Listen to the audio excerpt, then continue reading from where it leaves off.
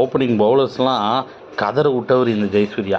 Power பிளேனாலே தட்டி ஆடணுன்ற ஒரு மாயையை உடைச்சவர் இந்த ஜெயசூர்யா. அவனை ஓப்பனிங் இறங்கினான்னு நினச்சிக்காங்க, லெஃப்ட் சைடில் ஒரு ஃப்ளிக்கு.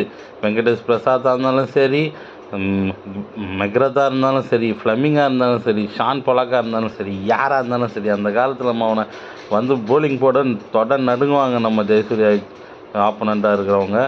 ஏன்னா ஒரே ஒரு ஃப்ளிக்கு லெக் சைடில் அவனை சிக்ஸு எங்கேயோ போய் விழும். பவர் பிளேனாலே தட்டி ஆடணுன்னு ஒரு நடைமுறை இருந்த காலத்தில் இவரும் அந்த கலிவர்த்தனையும் வருவாங்க.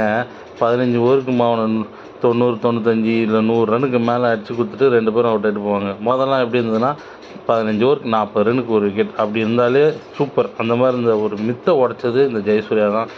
தலைவர் வந்து 10,000 ஓடிஐயில் 10,000 போட்டார்.